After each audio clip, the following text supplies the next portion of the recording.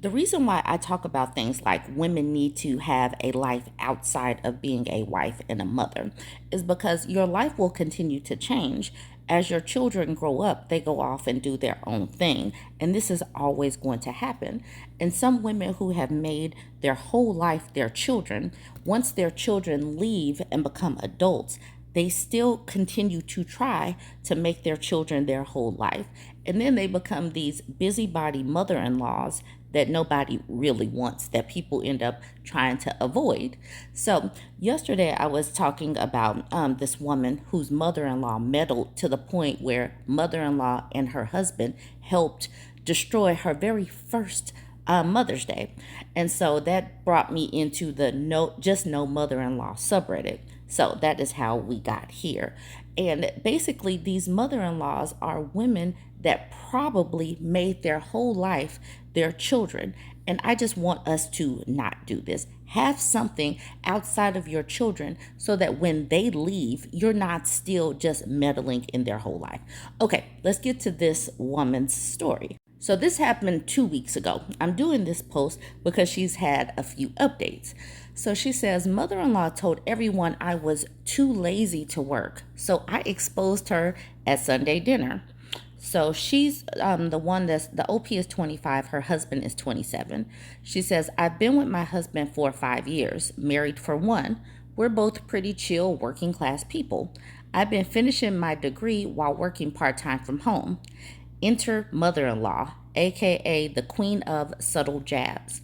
To my face, she's all, oh, sweetheart, must be tiring studying and working, good for you. Behind my back, she's telling the whole extended family that I'm lazy, sponging off her son, and too modern to be a real wife. I only found out because my sister-in-law, bless her heart, warned me that mother-in-law's been running her mouth during weekly family dinners we rarely attend. So I decided to show up calmly with receipts. Next Sunday dinner, I wore my most professional outfit and bought printed copies of my pay stubs, my class schedule, a copy of a scholarship I won last semester, my freelance design portfolio. Okay, so I'm laughing at showing up in professional clothes to Sunday dinner. I can just imagine everybody's wearing chill stuff and she shows up in a blazer. That's just what that kind of made me chuckle. After dinner, when mother-in-law made yet another joking remark like, well, not all of us have the luxury of lounging at home like OP, I smiled. I pulled out my folder and said, actually, since there's been some confusion, I thought I'd clarify what I do all day. The room went silent. I laid it all out, then looked her in the eye and said, I work, I study, and I contribute. What I don't do is lie about family to feel superior. She tried to backpedal, said it was just jokes, and that I was too sensitive. My husband stood up and said, if my wife's success makes you uncomfortable, that's your problem, not hers. Guess who doesn't make jokes anymore? Now the aunts and cousins whisper about her behind her back. She used to be the family queen bee. Now she just brings the salad and shuts up.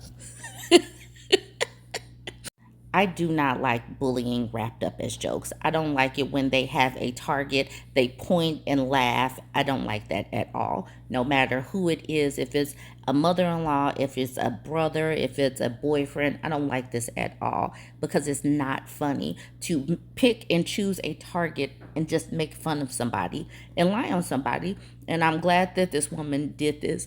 But even though I did kind of find it funny that she would show up dressed as a business professional to Sunday dinner. So here's the same lady 4 days ago. She says mother-in-law wanted respect.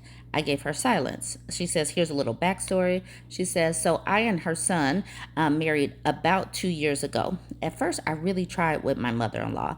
I smiled through the backhanded compliments. You're not what I pictured for him, but I guess love is blind. I let her redecorate my kitchen because she knew better.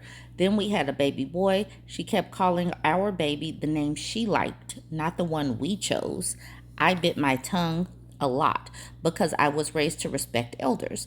But everything has its limit, so mine ended too, as one day she looked me dead in the eye and said, you'll never understand him the way I do. I raised him.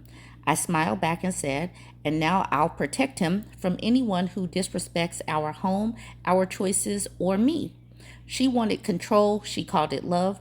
I called it manipulation. Now she gets what she's always asked for: respect from a healthy distance.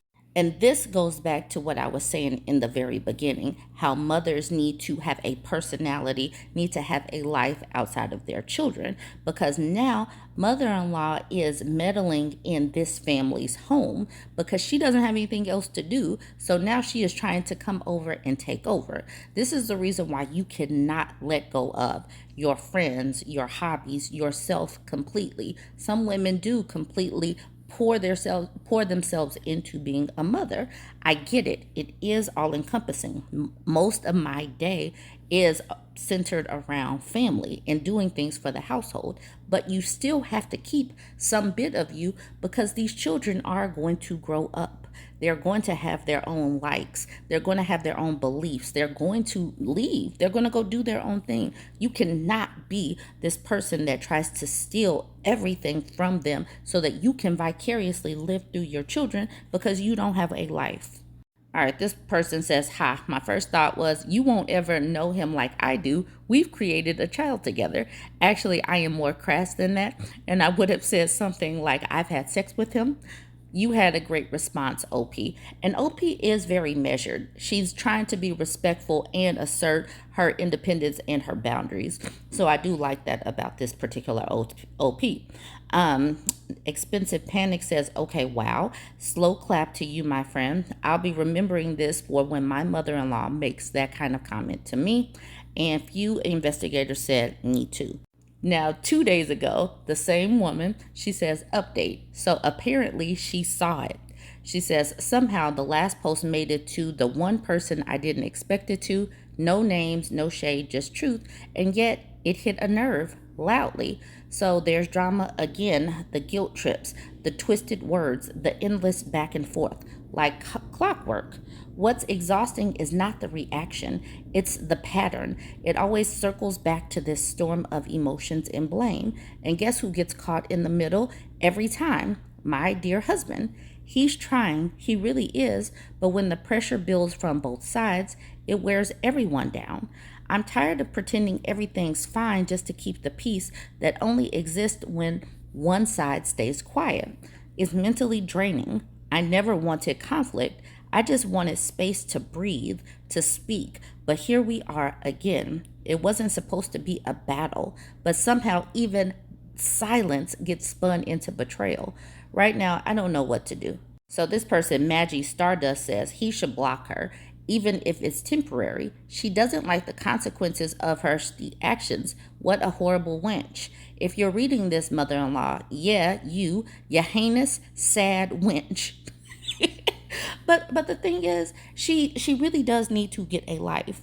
And this husband, if he's not a typical mama's boy, but he just loves his mother, like, in an appropriate way, he's going to have to set some boundaries. And I do know and understand that sometimes it is challenging to set boundaries, but at this particular juncture, wife has become the villain in the mother-in-law's story. So husband is going to have to lay down some ground rules.